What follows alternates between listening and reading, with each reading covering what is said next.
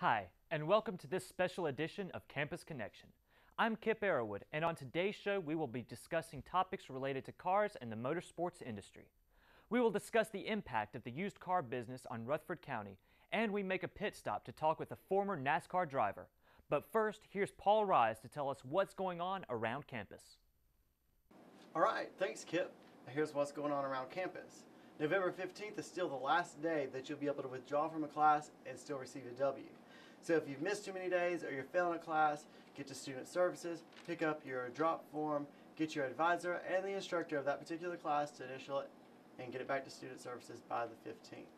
Thanksgiving break will be November 21st through the 25th. Be safe during this break. The holidays are the most dangerous times for fires. According to the Federal Emergency Management Agency, new homes built and stuffed full of synthetic materials burn up 6 times faster than homes built 50 years ago. So be careful.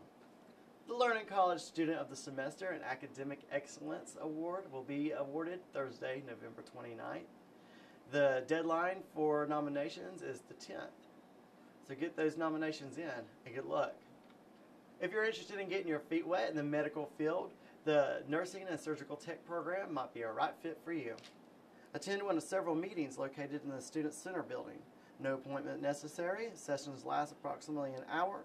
For more information, contact the Office of Learning and Support and Retention at 828-395-1436. The last day of the semester is December 14th. Hope you have a wonderful holiday season.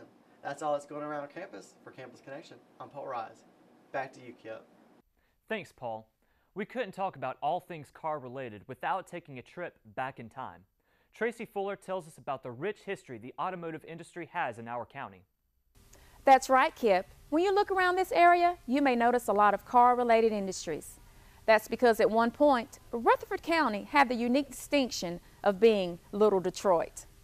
It actually dates back to the 1930s when people were going up to the Detroit area to get cars. It was hard to get cars, and of course that was during the Depression years, and there was not a lot of cars available.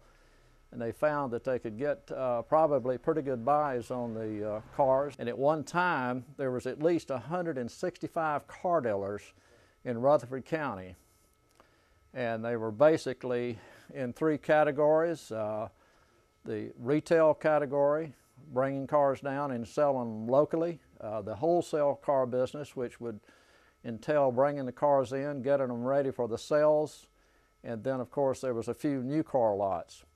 The used car business really contributed a lot of money into the county. The used car industry created jobs for this county. Jobs in body shops, upholstery and cleanup shops, mechanic shops, and dealers buying and selling cars. It was this economic activities that made a big impact on this county. Through it all, any given year, small business was always the primary mover, the primary economic engine. And that was certainly true in the case of the automotive reworking business. We not only built the ability to restore cars and take them back up north and sell them, but a lot of retail lots, a combination retail wholesale evolved, and people started coming into Rutherford County. So the textiles are gone, but the auto industry remains the same and has a lasting impact on this county. For Campus Connection, I'm Tracy Fuller. If you would like to learn more about the used car industry in Rutherford County, check out the Little Detroit Heritage Museum, located inside Bennett's Classics Antique Auto Museum. While at Bennett's, you can reminisce through the wheels of time of past and present. Whether your memories are of the muscle cars of the 60s and 70s or of the vintage classics from the 30s and 40s, no matter if your favorite car was manufactured by Ford or Chevrolet, you can find it with a walk down memory lane at Bennett's Classics. Bennett's was created by brothers Buddy and Joe Bennett, who took a lifelong passion of collecting and restoring classic automobiles and capturing a part of history to share with future generations. Bennett's has over 80 fully restored automobiles that are in drivable condition, along with an abundance of automobile memorabilia. Bennett's is located in downtown Forest City at 241 Vance Street and is open Monday through Saturday from 10 a.m. to 5 p.m. So come one, come all, and take joy in seeing the rebirth of our American history. Do you have a need for speed? If you do, you'll want to check out the excitement at Harris Speedway as drivers stir up the dirt and get sideways on a 3/8 mile dirt oval. Harris is considered to be a short track because it's less than 1 mile in length and has been the host of multiple NASCAR events in 1964 and 65. NASCAR Hall of Fame driver Richard Petty won his 9th race of the season with a win at Harris, which enabled him to win the 1964 NASCAR Grand National Championship. This speedway is one of the oldest racetracks in the county that is still in operation. Local racers come to compete in a variety of classes, from the novice young guns division to the pros at the super stock class. You can enjoy the high-speed action every Saturday night under the lights, beginning in March and then lasting through November. Harris is located at 921 Jack McKinney Road in Rutherford. For more information, visit the website at www.harrisspeedwayonline.com. If the side-by-side racing action from Harris Speedway is not enough to satisfy the speedster in you, then you can enjoy more high-speed thrills from some other regional speedways like Cleveland County Speedway in Lawndale, Carolina Speedway in Gastonia, Antioch Speedway in Morganton, and Hickory Motor Speedway. Whether you enjoy dirt or asphalt, you can find lots of action-packed racing. You will enjoy watching the most talented drivers from a variety of classes compete to win top prizes. Have you ever wondered what it was like for the NASCAR drivers in the 70s? We had the opportunity to talk with a former driver about his experience in the sport. Hello, my name is Jimmy Means. I'm a retired Winston's Cup race car driver. I drove for almost 20 years. I've been in motorsports for probably 45 years. Moved to Forest City, North Carolina in 1982. It is the best move I made in racing. To be prepared, we had to get closer to the sport, and we chose Rutherford County. It's been a good deal. We've raced in Japan, Australia, Canada, Mexico. Got to see 2 or 3 presidents and had to sit down and have dinner with them, and been to the White House and stuff like that. So you had to put all those in perspective of you know, not necessarily just what you did on the racetrack, but the opportunities that we had that was associated with racing to do other things.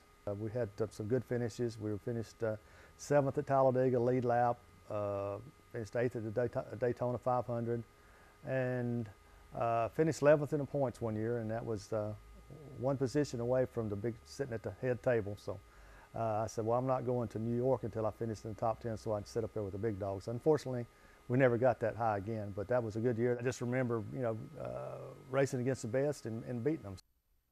Before you begin your career in auto racing, there are a few important factors you must first consider before you start. Kerry Bodenhammer, president of the UARA Stock Car Racing Series, shares his insight on what it takes to be successful and where to begin in auto racing.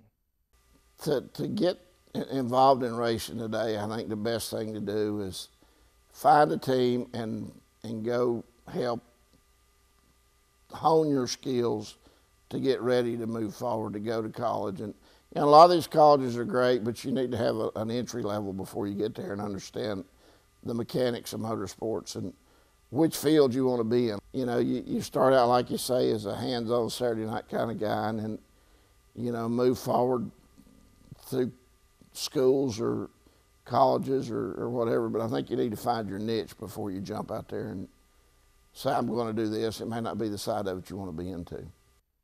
You may be surprised to learn that the associate's or diploma in manufacturing and machining technology relates very closely with the automotive industry. Scott Brady tells us a little about the program. It's a hands-on type of career. We are the only community college or college that has a rear engine dragster. We're actually going to be running on biofuel that we'll make, students will produce. So when we get the engine finished, we hope to be competing maybe this next summer. We'll be competing in a lot of the local tracks, from Shadyside to Greer to Mooresville, different tracks of that nature, to Charlotte Z-Max, we hope. We have a company in Fletcher, North Carolina, BorgWarner, that hires, I'd say 90% of our students. They do a lot of the automotive engine blades and fan motors and the parts for the engines in the automotive industry. For more information on the Manufacturing and Machining Technology program at Isothermal, contact Scott Brady at 395-1409 or drop him an email. Cold weather can be hard on your car, and the temperature is already dipped. As we get into the colder months, There are some things you can do to maintain your car that can actually save you money. Scott Brady has a great quick tip. Being wintertime, guys, a lot of people don't really know about the alcohol-based fuels. Most all your fuel you buy today for your car has alcohol based into it. There is a problem with that. It's a dry fuel, does have a water content, it can cause engine wear, premature problems. So suggestion for the wintertime is putting a type of oil in it, such as Marvel Mystery Oil or even a 2-cycle engine oil, just a small amount every time you fill up your gas tank. What that'll do is cut down on wear on skirts and piston parts, and also get a lot better gas mileage during the wintertime. We hope you enjoyed this edition of Campus Connection of all things cars, but now the time has come to wave the checkered flag. Hopefully we have stirred your interest to explore the motorsports industry. So join us next time for another special edition of Campus Connection, and as we roll credits, enjoy these beautifully restored cars from Bennett's Classics Auto Antique Museum. Have a great day.